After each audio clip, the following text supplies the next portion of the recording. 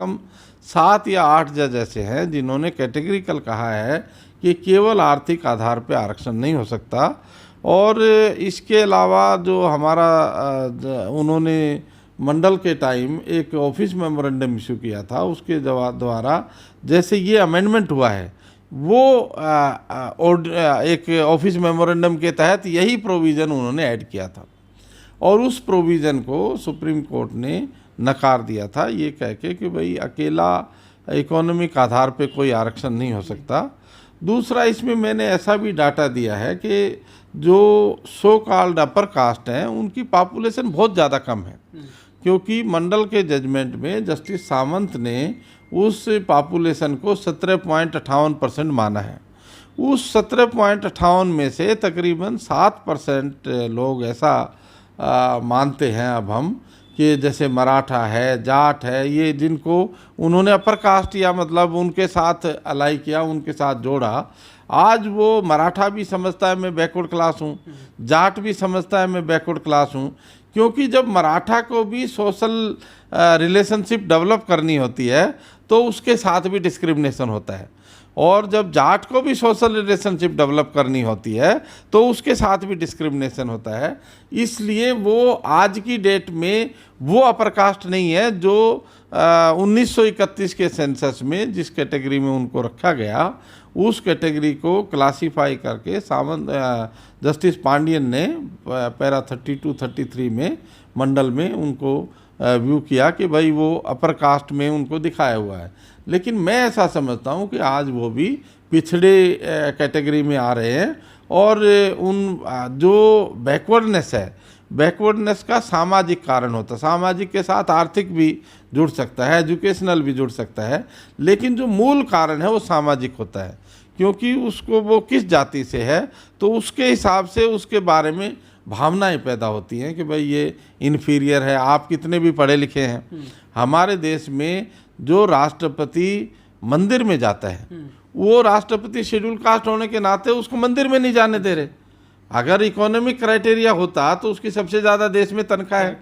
और सबसे बड़ा पद है, तो उसको रोकने का कोई मतलब नहीं है।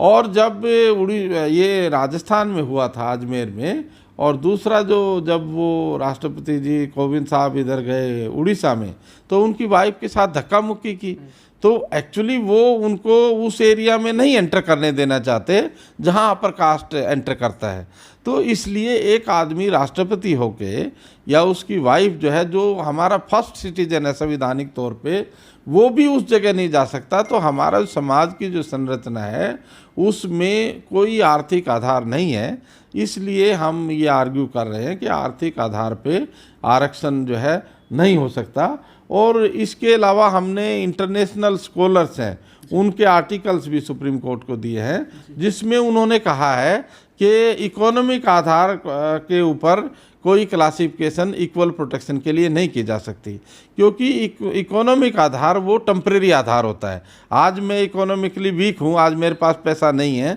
और शाम को मेरी लॉटरी लग गई तो मेरी क्लास बदल गई। तो ये जो प्रोटेक्शन देने का जो स्कीम होती है संविधानिक तौर पे, वो ऐसी नहीं होती कि कोई टेम्परेरी किसी की कंडीशन ख़राब हो उसको आप प्रोटेक्शन देंगे। अगर परमानेंट उसकी कंडीशन ख़राब है तो उसको आप दे सकते हैं। जो इकोनॉमिक आधार पे प्रोफेसर ओवन एम फिश, ये स्टर्लिंग प्रोफेसर हैं एमरिटस येल यूनिवर्सिटी के अमेरिका में, group and equal right protection close, ये आर्टिकल है जो प्रोफेसर केंडाल थॉमस है कोलंबिया यूनिवर्सिटी में, उन्होंने हमें दिया। और इस आर्टिकल में हमने पाया कि जो इकोनॉमिक आधार पे जो आरक्षण है ये नहीं हो सकता, और हमने कोर्ट को ये भी दिया है। इसके अलावा एक आर्टिकल क्रॉस रेफरेंस में हमें मिला है जिसमें caste, class and equal citizenship वो है, ये मिचिगन लॉ रिव्यू में छपा है। और वो जो प्रोफेसर फिश का जो आर्टिकल है वो फिलोसफी एंड पब्लिक वेलफेयर में 1976 में छपा है। तो दोनों आर्टिकल्स में ये माना गया है कि कॉन्स्टिट्यूशनल क्लासिफिकेशन आप ऐसी नहीं डेवलप कर सकते कि जिसका केवल इकोनॉमिक आधार हो, क्योंकि पूरे देश में या पूरे संसार में जो भी चेंज आता है वो सामाजिक दृष्टि से आपके बारे में क्या लोग समझते हैं उसके हिसाब से आता है। तो ये सारा जो प्रोसेस है उसकी वजह से मुझे लगता है कि कोर्ट ने अब जो काउंटर क्वेश्चन गवर्नमेंट से किया है उससे हमें लगता है कि हम काफ़ी हद तक एडवांस पोजीशन में हैं और हम इसको अनकॉन्स्टिट्यूशनल डिक्लेयर करवाने में सक्सेसफुल होंगे।